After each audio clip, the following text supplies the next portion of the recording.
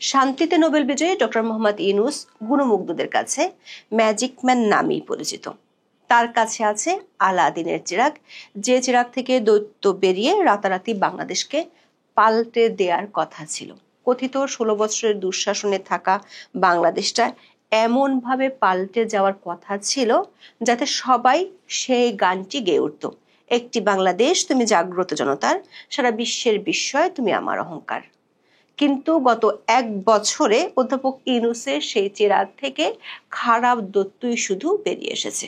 Mob সন্ত্রাসে, চাঁদাবাজিতে, পানিতে ভাসমান লাশ উদ্ধারে বহু রেকর্ড এরই মধ্যে অধ্যাপক ইউনূসের সরকার করে ফেলেছে। ডক্টর ইউনূসের আমলের দুঃসংবাদের বন্যার স্রোত এত তীব্র যে বঙ্গোপসাগরের ঢেউ মাঝে মাঝে তাতে হার মানে। এবার এমন কিছু ঘটেছে যা গত 15 বছর কেন প্রায় 2-3 দশকেও ঘটেনি। ইপিআই টিকাদান কর্মসূচিতে বিশ্বের বুকে বাংলাদেশ যেখানে ছিল রোল মডেল, সেখানে কয়েক মাস ধরে টিকা বঞ্চিত হচ্ছে লাখ লাখ শিশু। সারের দাবিতে রাস্তা অবরোধ করে নিয়মিত কৃষক বিক্ষোভের খবর সংবাদ মাধ্যমে ফিরেছে প্রায় 2 দশক পর। অন্তর্বর্তী সরকারের পিআর টিম অর্থনীতির আকাশচুম্বী সাফল্যের প্রচার করতে যখন ব্যস্ত, তখন অনিশ্চয়তা পড়েছে শিশু ও কৃষকের ভবিষ্যৎ। একদিকে রাজনৈতিক চরম অনিশ্চয়তা, অন্যদিকে সরকার নিয়মিত কার্যক্রমেও লেজে গোবরে অবস্থায় ডুবতে চলেছে দেশ। চলুন যাওয়া যাক বিশ্লেষণে।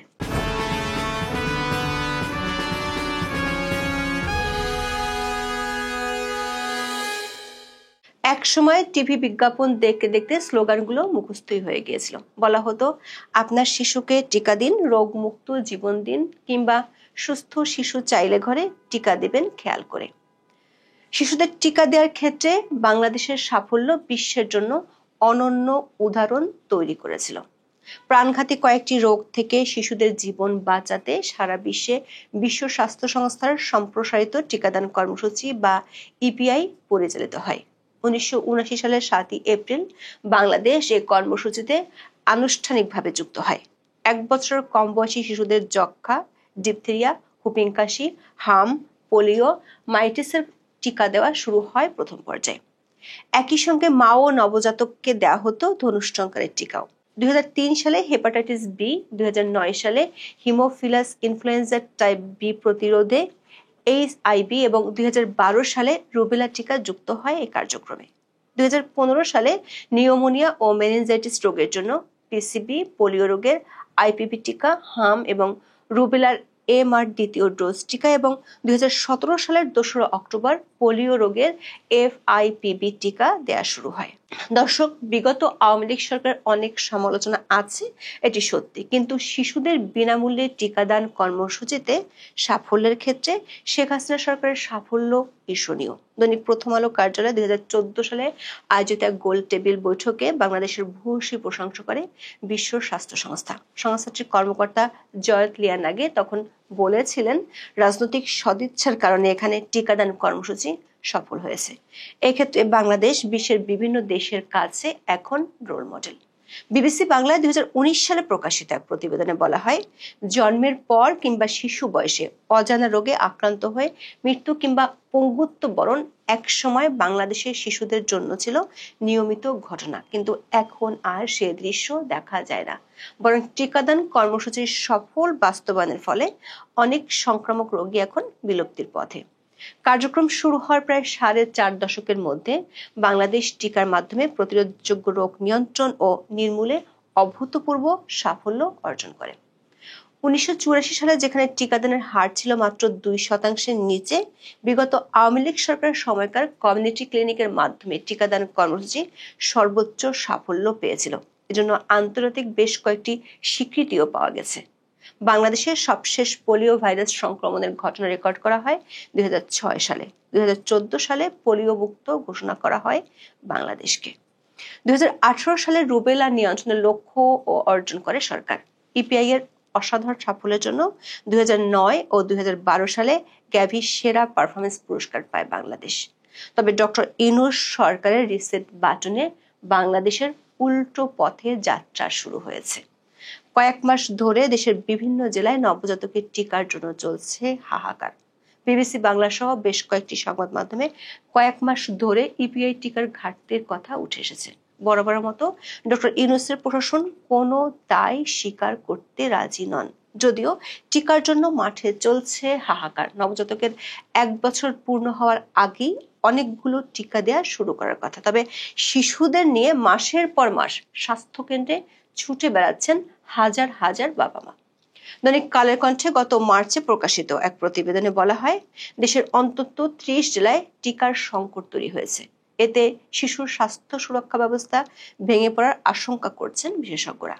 সরকারি হাসপাতাল সহ বিভিন্ন কেন্দ্রে গিয়ে টিকা না পেয়ে হতাশ হয়ে ফিরে যাচ্ছেন শিশুদের অভিভাবকেরা। নির্দিষ্ট সময়ের মধ্যে শিশুদের টিকা দিতে না পারায় বাড়ছে উদ্বেগ। অন্যদিকে সম্প্রতি বিবিসি বাংলার এক প্রতিবেদনে বলা হয়, টিকার সংকটের বিষয়টি মৌখিকভাবে স্বীকার করলেও স্বাস্থ্য কর্মকর্তারা অন ক্যামেরা কথা বলতে রাজি হচ্ছেন না। চাঁদপুরের সিভিল সার্জন ডক্টর নূর আলম দিন পেন্টাভ্যালেন্ট ভ্যাকসিনের স্বল্পতা স্বীকার করেছেন। তার দাবি, মাসখানেক ধরে এ অবস্থা চলছে। তিনি দাবি করেন 1 থেকে 1.5 বছর ধরে চলছে এমন অবস্থা। অন্যদিকে ইপিআই ভ্যাকসিনের আওতায় থাকা 4টি টিকা স্টক আউট বলে জানান মানিকগঞ্জের civil surgeon doctor Mohammad Khurshid Alam. জানান, ভ্যাকসিন চেয়ে অধিদপ্তরে জোরালোভাবে চিঠি লেখা হয়েছে। দর্শক, জীবন রক্ষাকারী শিশুদের টিকা সংকটের কারণ নিয়ে লুকোচুরি করছে স্বাস্থ্য অধিদপ্তর। এমনকি যানবাহনের তেলের খরচের জটিলতায় দেশের বিভিন্ন জায়গায় টিকা পাঠাতে সমস্যা হচ্ছে, এমন অদ্ভুত কথাও শোনা গেছে প্রকল্প পরিচালকের কণ্ঠে। বিবিসি বাংলাকে প্রকল্পের programme manager doctor AFM Shahabuddin জানান, তেলের খরচ ও ভ্যাকসিনের গাড়ি বারবার পাঠানোর অনুমতি নেই, ফলে সবগুলো টিকা একসঙ্গে পাঠানোর কারণে কিছুটা দেরি হতে পারে। তার এই দাবি সত্যি হলে এ সমস্যা কেন গত 1 বছরে তৈরি হলো তার কোনো জবাব পাওয়া যায়নি। অন্যদিকে স্বাস্থ্য অধিদপ্তরের হাসপাতাল বিভাগের পরিচালক ডক্টর আবু হোসেন মোহাম্মদ মইনুল আহসান করছেন অন্য দাবি। তার দাবি, আগে টিকাগুলো অনুদান হিসেবে বিনামূল্যে পেত বাংলাদেশ সরকার, এখন তার টেন্ডারের মাধ্যমে কিনে আনতে হচ্ছে, সে কারণেই বজায় থাকছে না ধারাবাহিকতা। দর্শক, মইনুল হাসানের এই দাবির সত্যতা রয়েছে। 2023 সাল পর্যন্ত ইউএনএফপির অর্থায়নে বিনামূল্যে বাংলাদেশের টিকা সরবরাহের নির্ধারিত মেয়াদ শেষ হয়। তবে আওয়ামী লীগ সরকার তড়িৎ উদ্যোগ নিয়ে এর মেয়াদ আর 1 বছর বাড়িয়েছিল। আওয়ামী লীগ সরকার পতনের পর বিষয়টি এগিয়ে নিতে সরকারি তৎপরতা থেমে যায়, ফলে বড় ধরনের সংকটের মুখে পড়ছে দেশ। টাকা খরচ করেও নিরবিচ্ছিন্ন সরবরাহ অব্যাহত রাখতে ব্যর্থ হচ্ছে অন্তর্বর্তী সরকার।